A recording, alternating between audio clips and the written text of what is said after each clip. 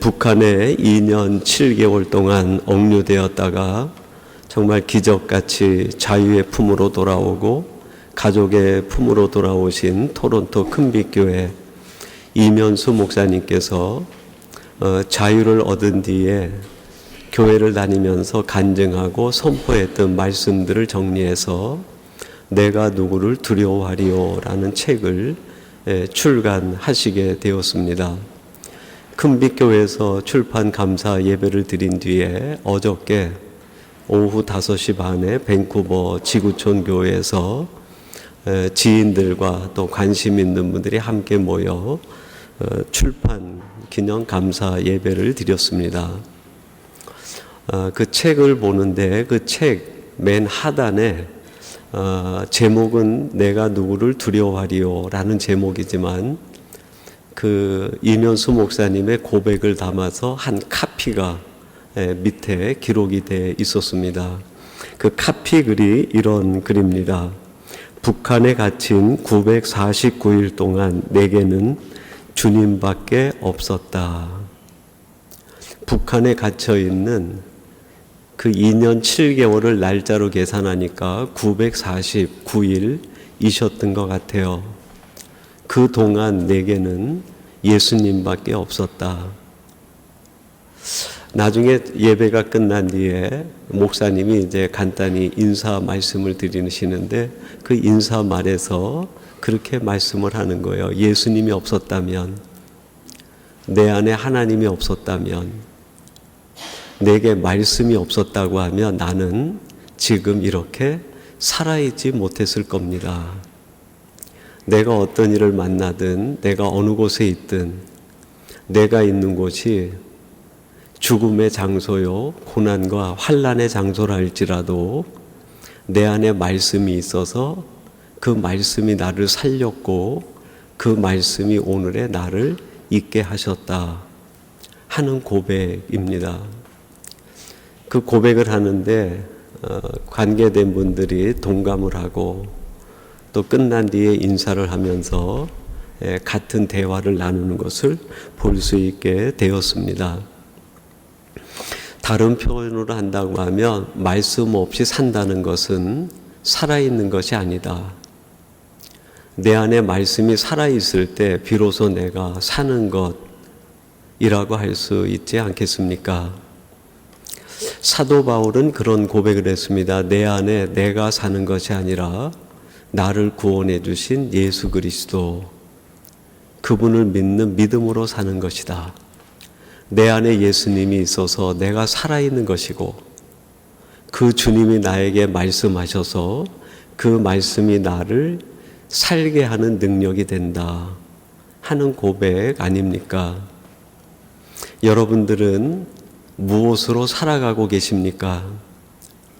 세상 사람들은 이것이 없으면 불행하다라고 생각을 해서 이런 글귀를 적어 놓은 걸 보았어요. 재물을 잃어버리는 것은 조금 잃어버리는 것이다. 친구를 잃어버리는 것은 많이 잃어버리는 것이다.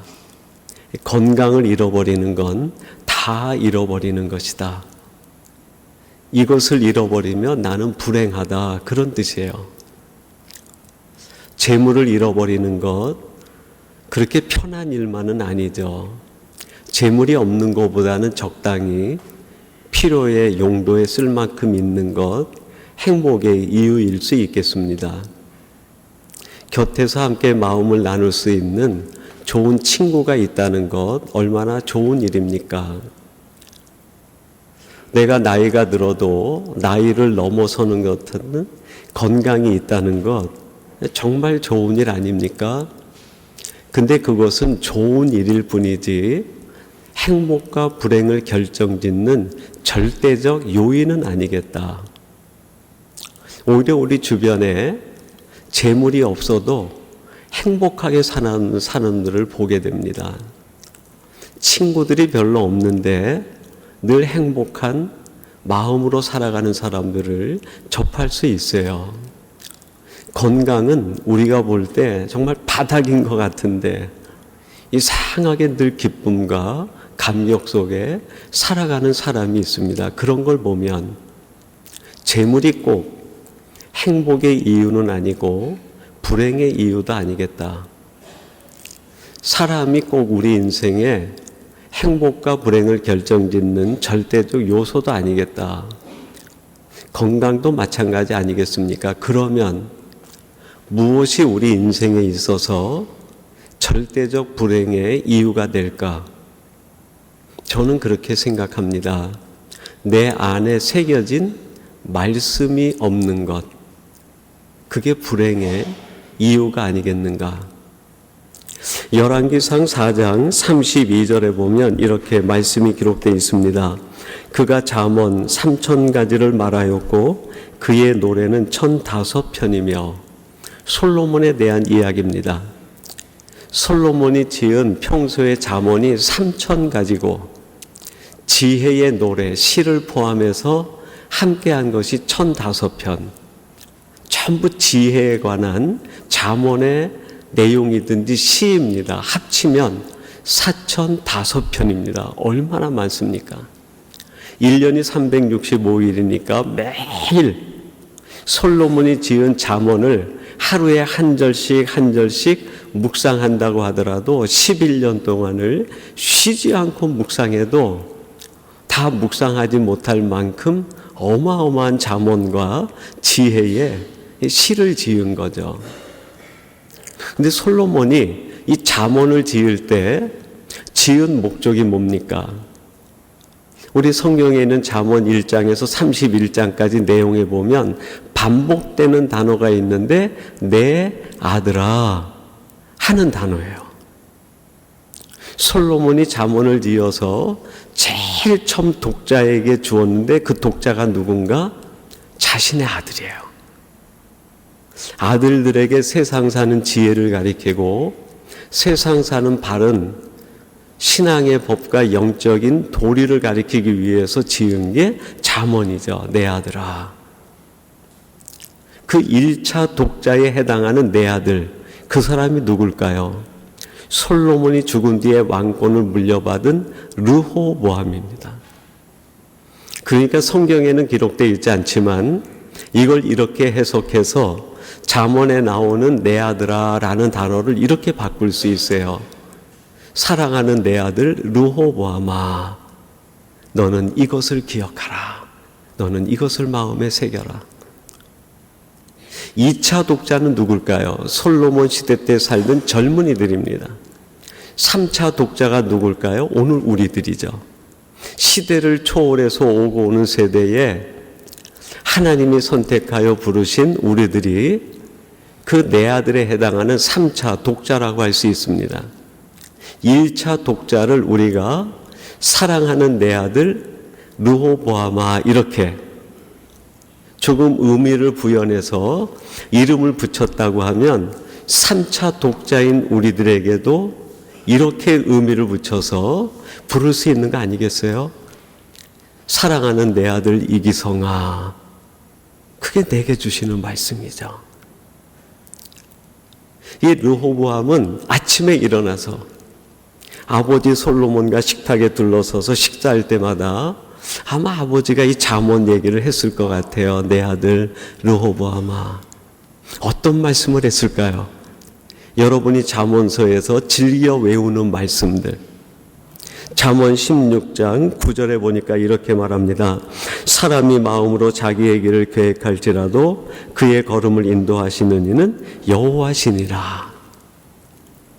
르호보암과 솔로몬이 왕의 식탁에서 밥을 먹는데 식사 중이든 식사 전이든 후든 솔로몬이 르호보암에게 이 얘기를 했을 것 같아요. 사람이 마음으로 자기의 길을 계획할지라도 그 걸음을 인도하시는 분은 여호와야. 무슨 뜻입니까? 하나님에 대해 절대 믿음을 가지라. 너의 길을 네 마음대로 하지 말고 하나님께 맡기라. 이게 지혜다. 그러면 여러분 같으면 어떻게 하겠어요? 아마 정말 심장에라도 이 아버지의 말씀을 그냥 짙게 새겨넣지 않겠습니까? 잠언 16장 18절 이렇게 말씀합니다. 교만은 패망의 선봉이요 거만한 마음은 넘어짐의 앞잡이니라. 어느 날은 솔로몬과 르호보암이 함께 식탁에서 밥을 먹는데 이 아버지가 아들 르호보암에게 얘기합니다. 얘야, 내가 평생 살아보니까 교만한 사람은 다 넘어지고 거만한 사람은 자기 스스로 무너지는데 그 거만 때문에 무너지더라. 이 이야기를 들려주었을 때 솔로몬 아버지의 아들을 향한 교훈의 메시지는 뭐겠습니까? 겸손하라, 겸손하라. 겸손이 존귀의 앞잡이다. 이 뜻 아니겠어요? 정말 이 아버지의 마음을 안다고 하면 르호보암이 그 자리에 눈물을 흘리면서라도 아버지, 제가 이 말씀을 가슴에 새기겠습니다. 해야 되는 거 아닙니까? 잠언 16장 32절 이렇게 말씀합니다. 노하기를 더디하는 자는 용사보다 낫고 자기의 마음을 다스리는 자는 성을 빼앗는 자보다 나으니라. 세상을 살아보니까 이 세상 모든 게 다 헛되고 마지막에 우리에게 남는 유익, 영적인 열매가 있는데 그것은 감정으로 대하지 않고 노하기를 더디하는 자는 용사보다 낫고 싸움 잘하는 장군보다 낫고 자신을 다스릴 수 있는 사람은 그냥 큰 성을 빼앗는 것보다 이게 더 낫다. 무슨 뜻일까요? 자신을 다스리고 감정을 절제하라 하는 뜻 아니겠습니까? 이 솔로몬 아버지의 그 마음을 안다고 하면 르호보암은 그 자리에서 아마 메모해야 될 거 아닙니까? 아버지 잠깐만요. 제가 메모지를 안 가져왔는데 잠깐만 기다리세요. 그래서 다시 그 말을 적어서 가슴에 대고 새겨야 되는 거 아닙니까? 그렇게 잠언 4005편을 말하던 아버지가 죽어버렸어요. 이제 더 이상 그 말을 들려줄 아버지가 없는 거예요. 여러분, 우리들이 하나님의 말씀을 듣는 것은 정말 때가 있어요, 때가.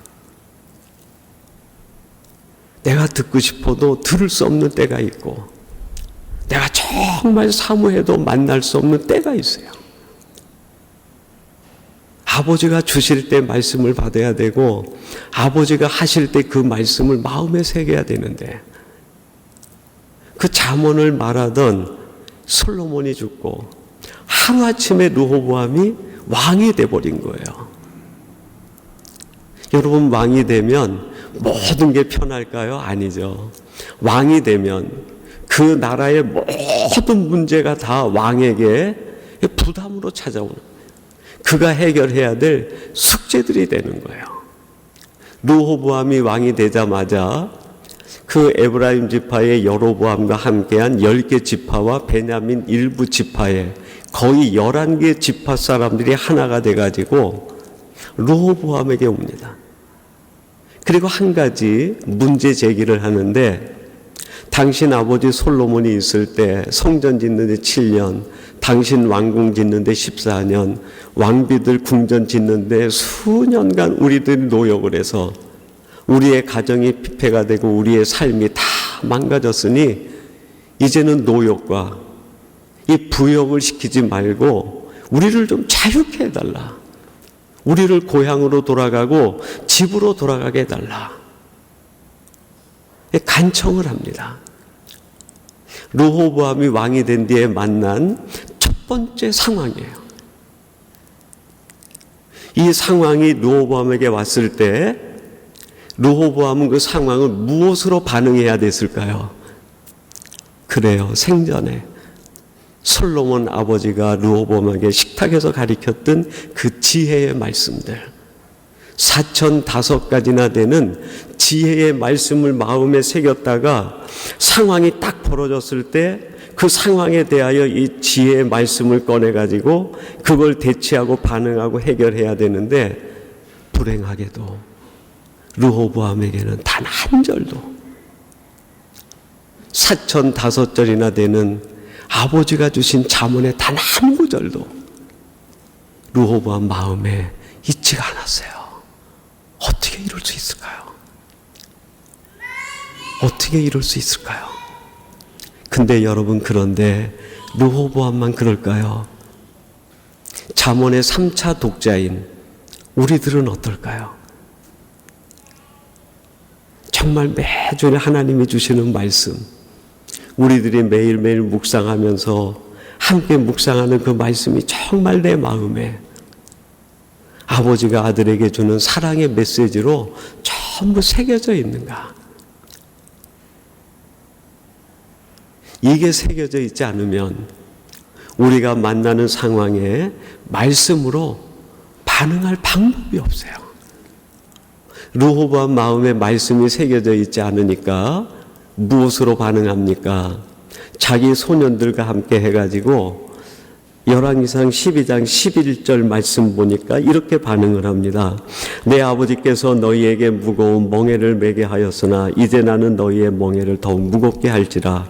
내 아버지는 채찍으로 너희를 징계하였으니 나는 전갈 채찍으로 너희를 징계하리라 하소서. 감정으로 대하는 거예요. 여러분, 말씀이 내 안에 없으면 모든 일들을 다 내 감정으로 대하게 됩니다.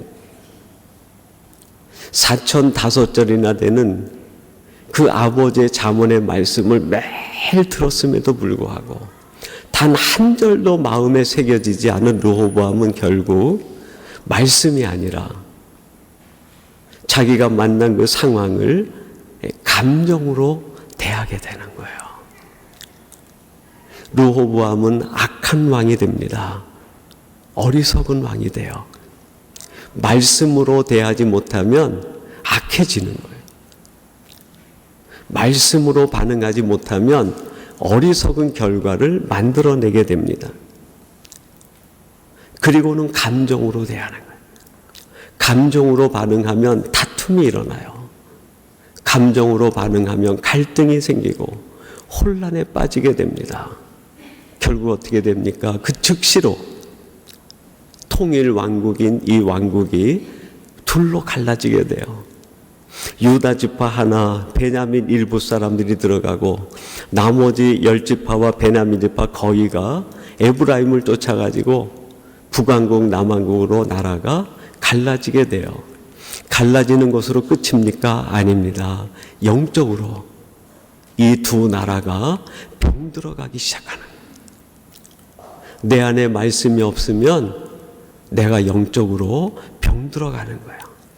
내 안에 말씀이 없으면 내 심령이 다 쪼개져 버리는 거예요. 내 안에 새겨진 말씀이 없으면 내가 혼란에 빠져 들어가는 거예요. 하늘에 계신 아버지 하나님은 이게 너무나 우리들에게 시급한 일이라 잠언의 말씀을 통해서 우리에게 간곡하게 부탁합니다. 잠언 3장 1절인데요. 이렇게 말씀합니다. 내 아들아, 나의 법을 잊어버리지 말고 내 마음으로 나의 명령을 지키라. 내 아들아, 아까 말했죠. 르호보암이 1차 독자고 2차 독자는 그 시대 젊은이고 3차 독자는 바로 나 자신 우리들이에요. 내 아들을 내 이름으로 바꿔보세요. 이기성아, 사랑하는 삼성의 성도들아, 아무개야, 내 아들이 바로 나예요.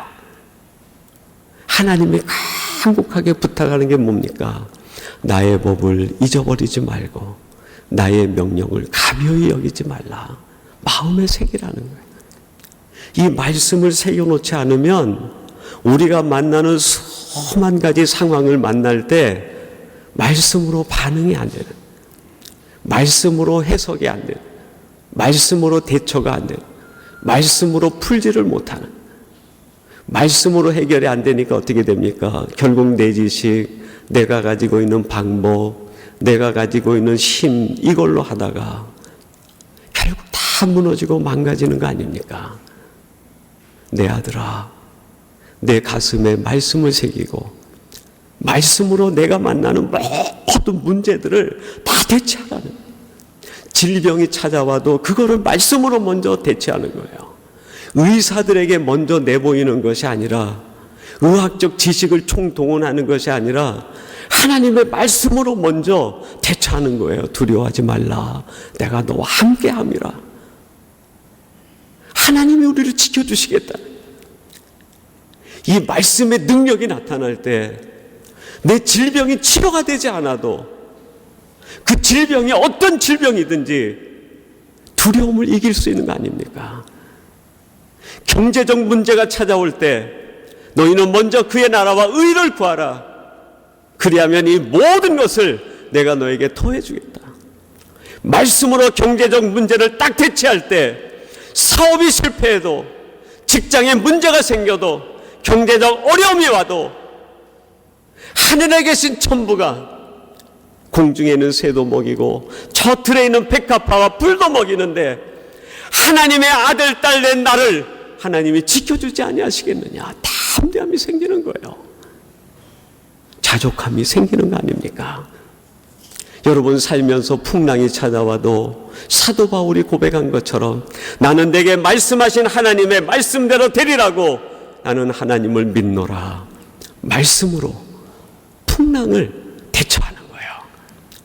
풍랑이 쉽게 사라지진 않습니다. 그러나 그 풍랑 속에서도 담대해지는 거예요. 다른 사람들을 위로할 수 있는 능력이 생깁니다. 안심하라. 나는 어젯밤에 내게 말씀하신 그 하나님의 말씀대로 되리라고 나는 하나님을 믿노라. 지쳐있는 사람들에게 먹을 것을 주고 그들에게 힘을 북돋아 주는 거 아닙니까? 여러분 내게 말씀이 새겨져 있어야 그게 내게 능력이 되고 힘이 돼요. 여호수아서 2장에 보면 그 여호수아가 가나안에 보낸 정탐꾼의 얘기와 기생 라합 이야기가 나옵니다. 이 정탐꾼이 왔다는 소식을 어떻게 그 가나안 사람이 들었는지 그 정탐꾼을 잡기 위해서 군사를 보냈는데 그 기생 라합이 자기 집 은밀한 곳에 숨겨가지고 그들을 지켜주는 거예요. 그들의 생명을 보호한 뒤에 이 정탐꾼이 돌아가면서 기생 라합에게 얘기합니다. 이제 하나님이 우리에게 명령해 주셔서 요단을 건너 여리고로 들어와 가나안을 정복하게 될 텐데 우리들이 돌아가면 이 전쟁이 일어나고 혼란이 빠질 겁니다. 그때 당신 집 창문에다가 붉은 줄을 걸어 놓으세요. 그러면 우리들이 들어와서 이 붉은 줄 있는 것을 보고 그 집에 있는 사람의 생명을 보존하고 당신들을 구원해 주겠습니다. 여호수아서 2장 18절입니다. 우리가 이 땅에 들어올 때 우리를 달아내린 창문에 이 붉은 줄을 메고 내 부모와 형제와 내 아버지의 가족을 다 내 집에 모으라. 여러분 기생 라합 입장에서 그 정탐꾼이 왔다가 하는 얘기 가볍게 들을 수 있는 거 아닙니까? 인사로도 들을 수 있고 여리고는 성 중에서도 가장 강한 성이고 가나안에 있는 사람들의 삶의 형편은 지금 이스라엘 백성들이 요단 건너 저쪽에 살고 있는 그들의 광야 생활과는 비교도 되지 않는 거예요. 여기는 도시 생활이라고 하면 여기는 정말 시골, 먹을 게 없는 쩔쩔매는 삶입니다. 비교가 되지 않아요.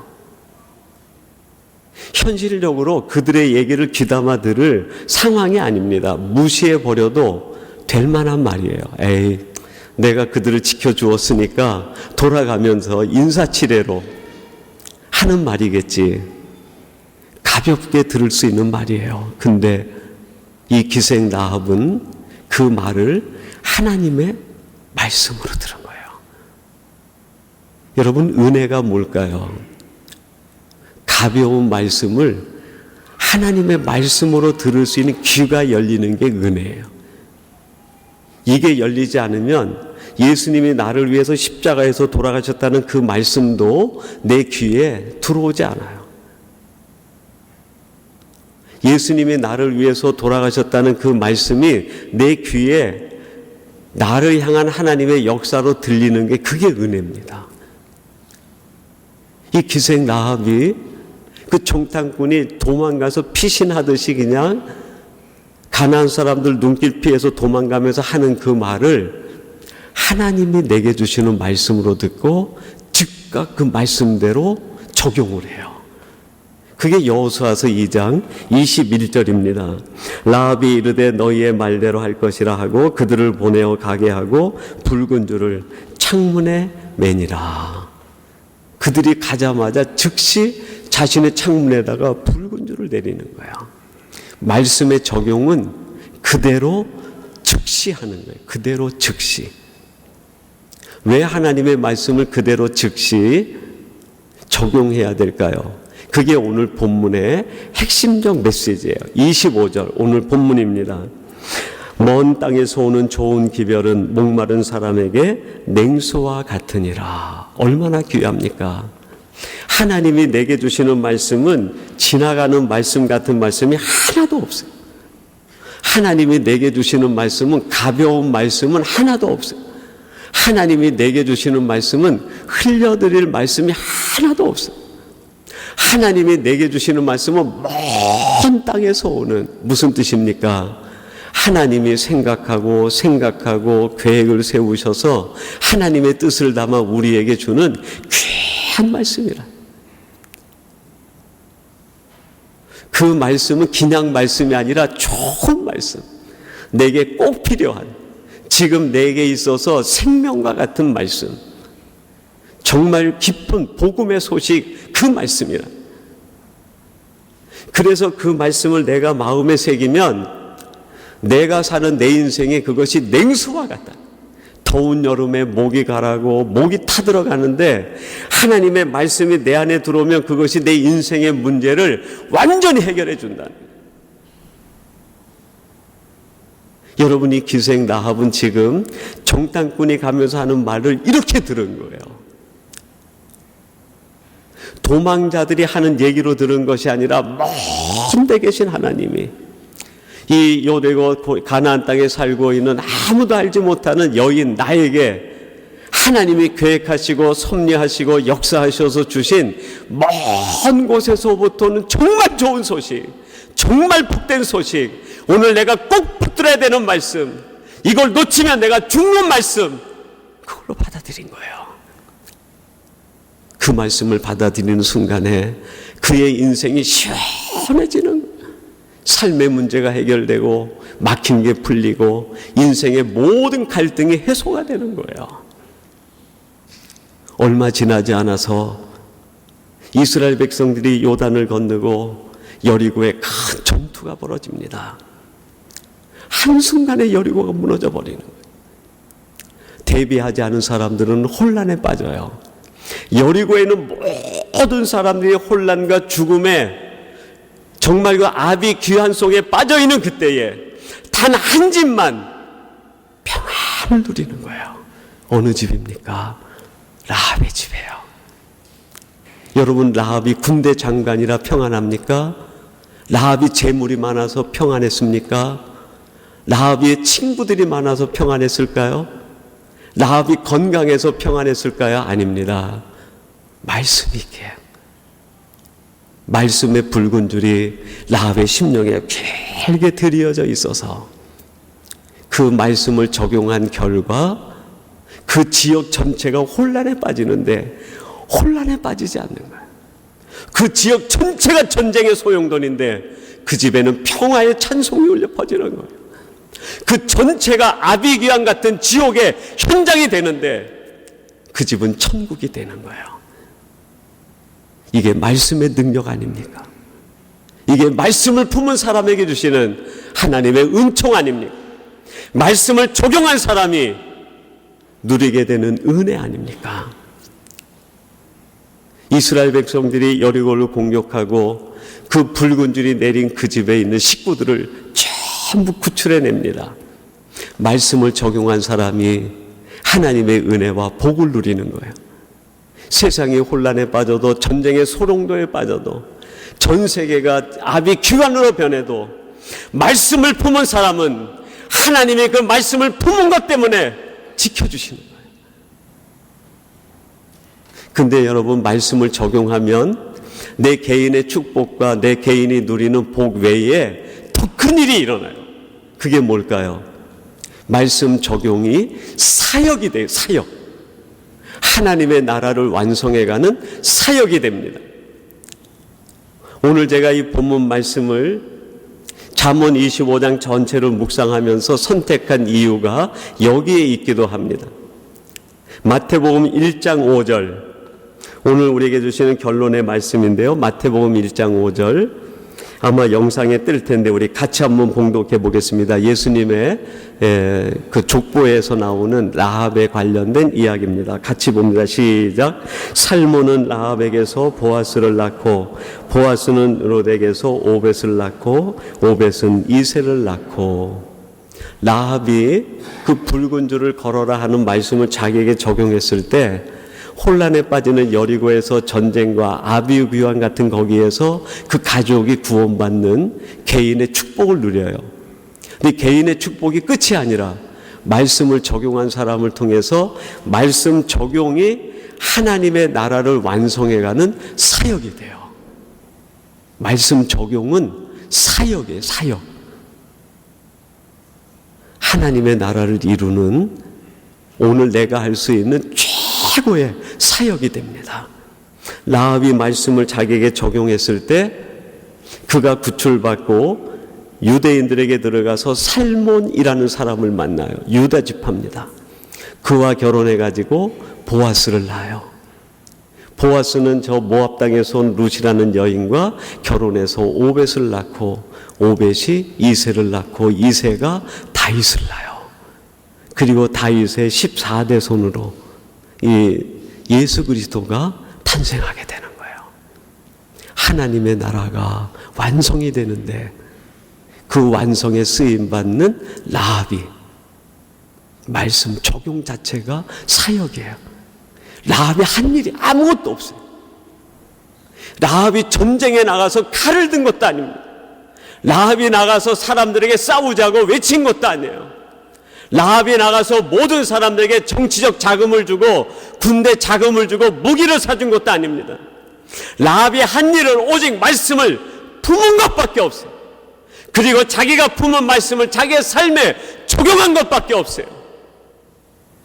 근데 그 말씀의 적용이 하나님의 나라가 완성되는 사역이 된 거예요. 여러분, 하나님의 나라의 일을 너무 거창하게 하지 마세요. 세계에 흩어져 가지고 큰 교회 세우고 큰 역사 이루는 거 물론 할 수 있으면 좋습니다. 그러나 여러분, 정말 중요한 성도들의 사역이 있어요. 모든 성도들에게 주신 동일한 하나님의 사역이 있는데 그 사역이 바로 말씀을 품고 나에게 구체적으로 적용하는 거예요. 그게 사역입니다. 해도 좋고 안 해도 되는 것이 아니라 말씀 적용은 사역이에요. 목사만 사역하고 장로님만 사역하고 안수집사 권사님들 재직 부장들만 사역하는 게 아니에요. 모든 성도들이 동일하게 하나님의 자녀여 백성이면 사역을 해야 돼요. 그 사역이 뭡니까? 말씀을 내게 적용하는 거예요.